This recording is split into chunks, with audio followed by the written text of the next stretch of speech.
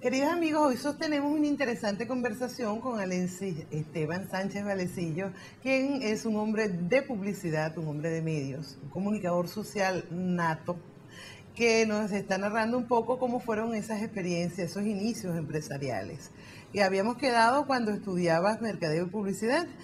Sí, bueno, luego de eso, ¿hacia dónde te dirigiste? Posteriormente comencé con una empresa de publicidad que estaba aquí en Maracaibo, en la Avenida Milagro. Ya no existe, MBU Publicidad se llamaba hace muchos años.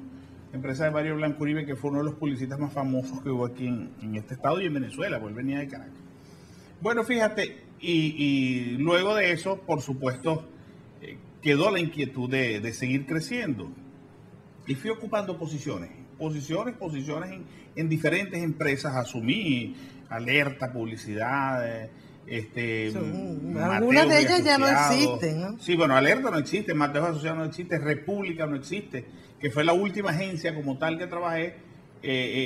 Ya era el vicepresidente de esa agencia. Yo llegué a ser el vicepresidente de esa agencia, venía a ser director de otra y me contrataron en esta.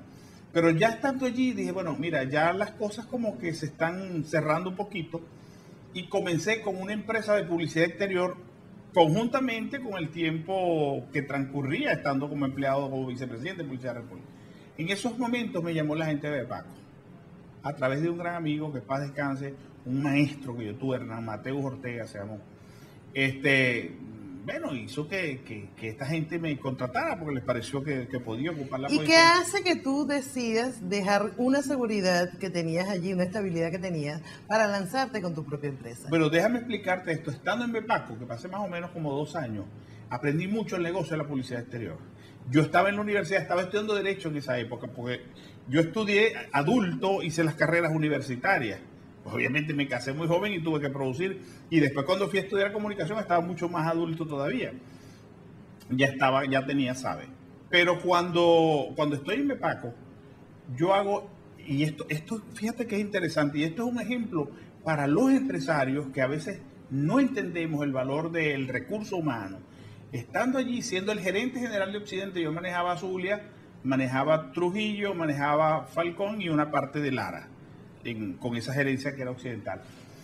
Estando allí, se logra el mejor negocio en publicidad exterior que se había hecho nunca jamás, porque cuando eso la publicidad exterior no tenía el auge ni el crecimiento que tiene hoy en día. Y lo único que recibí no recibí ni siquiera las gracias, sino que alguien de Caracas se llevó las glorias, se tomó fotografía con la inversión que se había hecho, con los clientes, con las cosas. ¿Y cómo te sentiste mal, en ese momento? Horriblemente mal. Yo dije, pero bueno, si yo soy capaz de producir, de gerenciar, de manejar, de dirigir una empresa como esta, que era la empresa más grande que había en Venezuela para ese momento, ya hoy en día perdió el sitial de líder, y solamente recibí las gracias, yo puedo hacer eso para mí. Y te decides hacerlo. Y lo asumí. Un día le llegué a mi mujer y le dije, mira, aquí tienes 40.000 bolívares. Aquí tienes 40.000 bolívares. Tú resuelves la vida. Quién sabe, hasta que Dios quiera, con esos 40.000 bolívares, pues yo voy a montar una empresa. Ese es el dinero para que tú sostengas a mis 2 hijos. Cuando eso tenía 2, ahora tengo 3. Y me permitas, garantizándome la tranquilidad de la casa, que yo haga, invente y me desarrolle como sea necesario para poder tener éxito.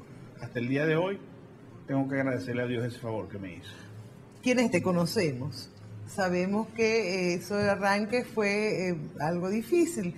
Háblanos un poco de cuáles fueron las dificultades que tuviste para arrancar. Mira, yo no diría que dificultades, yo diría que esfuerzos supremos, esfuerzos mayores, esfuerzos muy grandes.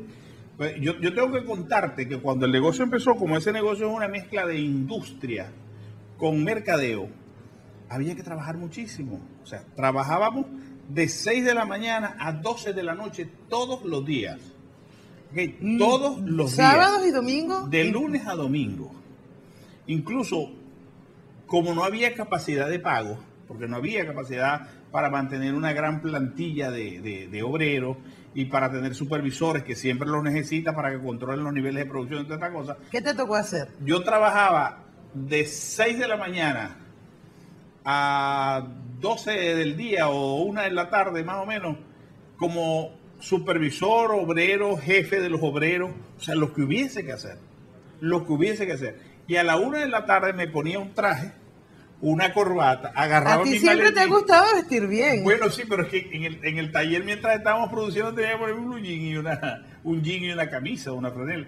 Y en las tardes, entonces me ponía mi traje, agarraba mi maletín y salía a hacer negocios hasta las 6, cuando ya las empresas cerraban.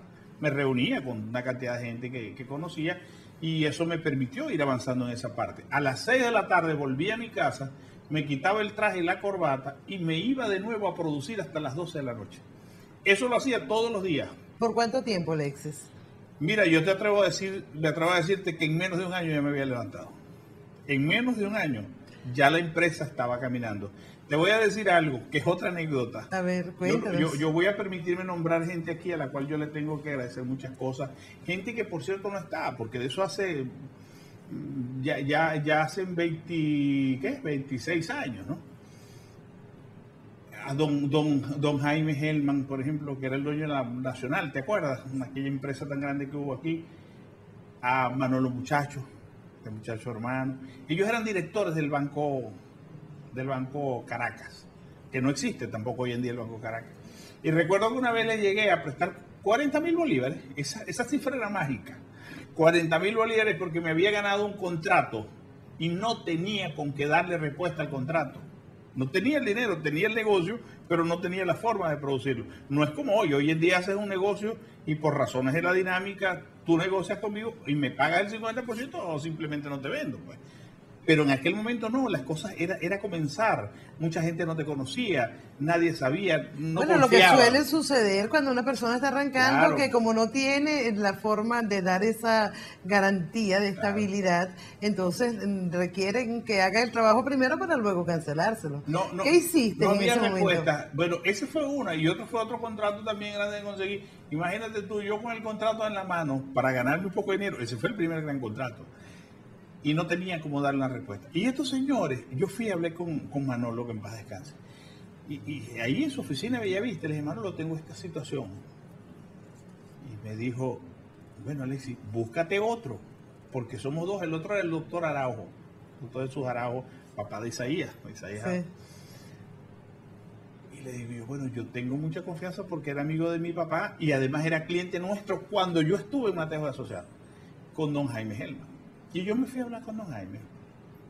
¿Y qué resultó de esa conversación? Que me apoyaron los dos. Y me dijeron, ábrete la cuenta el viernes, que el lunes en la mañana tenemos comité y te vamos a ayudar. El viernes en la tarde yo tenía el dinero depositado en mi cuenta. Y de allí Arrancó toda ya no ha esta habido quien actividad me tan pare. exitosa que Gracias a venía. Dios, hasta ahora nadie me ha podido parar, aunque me he conseguido cualquier cantidad de escollos, como es natural, y de barreras en el camino. Pero fíjate, aquí vamos todavía. De la mayor dificultad que has tenido, del momento más exitoso que has tenido, nos vas a conversar cuando regresemos de Identificar.